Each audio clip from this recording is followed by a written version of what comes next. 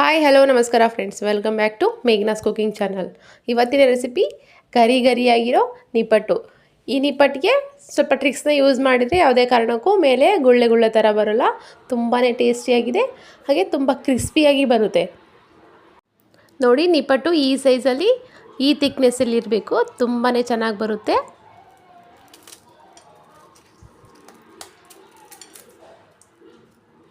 ಯಾರೆಲ್ಲ ನಮ್ಮ ಚಾನಲ್ನ ಮೊದಲೇ ಬಾರಿ ನೋಡ್ತಾ ಇದ್ದೀರೋ ಅವರು ಸಬ್ಸ್ಕ್ರೈಬ್ ಮಾಡ್ಕೊಳ್ಳಿ, ಹಾಗೆ ಪಕ್ಕದಲ್ಲಿರೋ ಬೆಲ್ ಐಕನ್ನ ಪ್ರೆಸ್ ಮಾಡಿ. ಈ ರೆಸಿಪಿ ತುಂಬಾ ಇಷ್ಟ ಆಗುತ್ತೆ ಅಂದ್ಕೋತೀನಿ. ಇಷ್ಟವಾದರೆ ಲೈಕ್ ಮಾಡೋದು ಮಾತ್ರ ಮರಿಬೇಡಿ. ಹಾಗಿದ್ರೆ ತಡ ಯಾಕೆ, ಈ ರೆಸಿಪಿ ಮಾಡೋ ವಿಧಾನ ನೋಡ್ಕೊಂಬರೋಣ ಬನ್ನಿ. ಮೊದಲಿಗೆ ಒಂದು ಮಿಕ್ಸಿ ಜಾರ್ನ ತೊಗೋತಾ ಇದ್ದೀನಿ. ಅದಕ್ಕೆ ಈ ಕಪ್ ಅಳತೆಯಲ್ಲಿ 1 ಕಪ್ನಷ್ಟು ಕಡಲೆ ಬೀಜನ ಹುರಿದ್ಬಿಟ್ಟು ಸಿಪ್ಪೆ ತೆಗೆದು ಹಾಕ್ತಾಯಿದ್ದೀನಿ. ಹಾಗೆ ಕಡಲೆಪಪ್ಪು ಕೂಡ ಅದೇ ಕಪ್ಪಲ್ಲಿ 1 ಕಪ್ ತೊಗೊಂಡು ತರಿತರಿಯಾಗಿ ಗ್ರೈಂಡ್ ಮಾಡ್ಕೋಬೇಕು. ತೀರಾ ನುಣ್ಣಕ್ಕೆ ಗ್ರೈಂಡ್ ಮಾಡ್ಕೋಬೇಡಿ, ತರಿತರಿಯಾಗಿರಬೇಕು. ಹಾಗೆ ಅದೇ ಕಪ್ಪಲ್ಲಿ 4 ಕಪ್ನಷ್ಟು ಅಕ್ಕಿ ಹಿಟ್ಟನ್ನ ತೊಗೋತಾ ಇದ್ದೀನಿ. ನೀವು 1 ಕಪ್ನಷ್ಟು ಅಕ್ಕಿ ಹಿಟ್ಟನ್ನ ತೊಗೊಂಡ್ರೆ 1/4 ಕಪ್ನಷ್ಟು ಕಡಲೆ ಬೀಜ ಹಾಗೆ ಕಡಲೆಪಪ್ಪನ್ನ ತೊಗೋಬೇಕು. 4 ಕಪ್ನಷ್ಟು ಅಕ್ಕಿ ಹಿಟ್ಟನ್ನ ಹಾಕಿ ಗ್ರೈಂಡ್ ಮಾಡ್ಕೊಂಡಿರೋ ಶೇಂಗಾ ಹಾಗೂ ಪುಟಾಣಿನ ಇದಕ್ಕೆ ಹಾಕ್ತಾಯಿದ್ದೀನಿ. ಅರ್ಧ ಟೇಬಲ್ ಸ್ಪೂನಷ್ಟು ಜೀರಿಗೆನ ಹಾಕ್ತಿದ್ದೀನಿ. ಜೀರಿಗೆ ಜಾಸ್ತಿ ಹಾಕೋಬೇಡಿ. ಹಾಗೆ ಸ್ವಲ್ಪ ಕರಿಬೇವು, ಒಂದು ಅರ್ಧ ಟೇಬಲ್ ಸ್ಪೂನಷ್ಟು ಬಿಳಿ ಎಳ್ಳು. ಜೀರಿಗೆ ಹಾಗೂ ಎಳ್ಳನ್ನ ಜಾಸ್ತಿ ಹಾಕ್ಕೊಂಡ್ರೆ ನಿಪ್ಪಟ್ಟು ಚೆನ್ನಾಗಿ ಬರೋದಿಲ್ಲ. ನಿಮಗೆ ಖಾರ ಎಷ್ಟು ಬೇಕೋ ಅಷ್ಟು ಖಾರ ನೋಡ್ಕೊಂಡು ಹಾಕ್ಕೋಬೋದು. ನಾನು 1.5 ಟೇಬಲ್ ಸ್ಪೂನಷ್ಟು ಹಾಕ್ತಾಯಿದ್ದೀನಿ. ಹಾಗೆ ರುಚಿಗೆ ತಕ್ಕಷ್ಟು ಉಪ್ಪನ್ನ ಹಾಕ್ತಾಯಿದ್ದೀನಿ. ಸ್ವಲ್ಪ ಕ್ರಿಸ್ಪಿನೆಸ್ಸಿಗೆ ಅಂತ ಈ ಹಿಂಗನ್ನ ಬಳಸಬೇಕು. ಹಿಂಗನ್ನ ಹಾಕೊಂಡ ನಂತರ ಚೆನ್ನಾಗಿ ಒಂದು ಸಾರಿ ಡ್ರೈ ಮಿಕ್ಸ್ ಮಾಡ್ತಾಯಿದ್ದೀನಿ.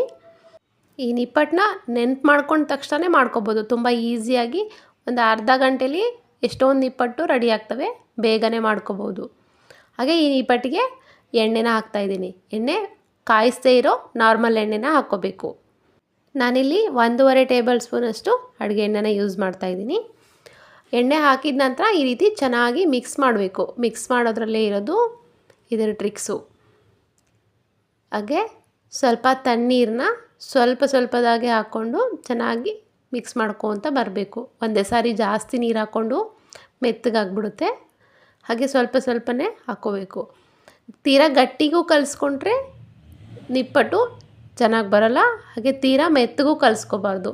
ಒಂದು ಮೀಡಿಯಮ್ ಹದಕ್ಕೆ ಈ ರೀತಿ ಕಲಿಸ್ಕೋಬೇಕು. ಕಲಿಸ್ಕೊಂಡ ತಕ್ಷಣ ನಿಪ್ಪಟ್ಟನ್ನ ರೆಡಿ ಮಾಡ್ಕೋಬೋದು. ಇವಾಗ ಒಂದು ಲಟ್ಸೋ ಮಣೆ ತೊಗೊಂಡು ಅದಕ್ಕೆ ಟ್ರಾನ್ಸ್ಪರೆಂಟ್ ಪೇಪರ್ನ ತೊಗೋತಾ ಇದ್ದೀನಿ. ಹಾಗೆ ಮೇಲ್ಗಡೆಯಿಂದ ಸ್ವಲ್ಪ ಆಯಿಲ್ನ ಹಚ್ತಾ ಇದ್ದೀನಿ. ಹಾಗೆ ಲಟ್ಟಿಸೋ ಲಟ್ಟಣಿಗೆಗೂ ಕೂಡ ಸ್ವಲ್ಪ ಎಣ್ಣೆನ ಹಚ್ಕೋಬೇಕು. ಕಲಸಿರೋ ಹಿಟ್ಟಲ್ಲಿ ಅರ್ಧ ಪೋರ್ಷನ್ ಹಿಟ್ಟನ್ನ ತೊಗೋತಾ ಇದ್ದೀನಿ.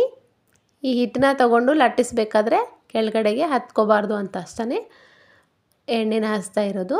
ಈ ರೀತಿ ಸ್ವಲ್ಪ ತಿಕ್ಕಾಗಿರಬೇಕು. ಆ ಸೈಜಲ್ಲಿ ಉದ್ಕೋಬೇಕು. ಸ್ವಲ್ಪ ದಪ್ಪನೇ ಇರಬೇಕು. ಮೊದಲಿಗೆ ತೋರಿಸಿದ್ನಲ್ಲ ಆ ರೀತಿ ತಿಕ್ನೆಸ್ಸಲ್ಲಿ ನಿಪ್ಪಟ್ಟು ಬರಬೇಕು. ಈ ರೀತಿ ಲಟ್ಟಿಸ್ಕೊಂಡ ನಂತರ ನಿಮ್ಮ ಮನೇಲಿ ಯಾವುದಾದ್ರೂ ಬಾಕ್ಸು ಮುಚ್ಚುಳನೋ ಇಲ್ಲ ಒಂದು ಬೌಲ್ನೋ ತೊಗೊಂಡು ಈ ರೀತಿ ಪ್ರೆಸ್ ಮಾಡಿಕೊಂಡು ಎಡ್ಜಸ್ಸಲ್ಲಿರೋ ಎಕ್ಸ್ಟ್ರಾ ಹಿಟ್ಟನ್ನ ಎಲ್ಲ ತೆಗೆದುಬಿಡಿ. ಇದನ್ನು ಮಾಡಬೇಕಾದ್ರೆ ಆಯಿಲ್ನ ಬಿಸಿಗಿಟ್ಬಿಡಿ. ನೋಡಿ, ಈ ರೀತಿ ಇರಬೇಕು. ಇಷ್ಟು ದಪ್ಪ ಆದರೆ ನಿಪ್ಪಟ್ಟು ಸೂಪರಾಗಿ ಬರುತ್ತೆ. ಎಣ್ಣೆ ಯಾವ ಹದ ಇರಬೇಕಂದ್ರೆ ಮೊದಲಿಗೆ ಹಿಟ್ಟು ಹಾಕಿದ ತಕ್ಷಣ ನಿಧಾನಕ್ಕೆ ಆ ಹಿಟ್ಟು ಮೇಲ್ಗಡೆ ಬರಬೇಕು. ಆ ಹದ ಇದ್ಮೇಲೆ ಒಂದೊಂದಾಗೆ ನಿಪ್ಪಟ್ಟು ಬಿಡಬೇಕು. ಒಂದು ನಿಪ್ಪಟ್ಟು ಹಾಕಿದ ತಕ್ಷಣ ಅದು ನಿಧಾನಕ್ಕೆ ಎಣ್ಣೆಯಿಂದ ಮೇಲ್ಗಡೆ ಏಳಬೇಕು. ಅದಾದ ನಂತರನೇ ಮತ್ತೊಂದು ನಿಪ್ಪಟ್ಟನ್ನ ನೀವು ಎಣ್ಣೆಲಿ ಹಾಕಬೇಕು. ಹಾಗಾದ್ರೇ ನಿಪ್ಪಟ್ಟು ಕ್ರಿಸ್ಪಿಯಾಗಿ ಬರುತ್ತೆ. ಗ್ಯಾಸ್ನ ಫುಲ್ ಲೋ ಫ್ಲೇಮಲ್ಲೂ ಇಡಬೇಡಿ, ಫುಲ್ಲು ಹೈ ಫ್ಲೇಮಲ್ಲೂ ಇಡಬೇಡಿ, ಮೀಡಿಯಮ್ ಫ್ಲೇಮಲ್ಲೇ ಇರಬೇಕು.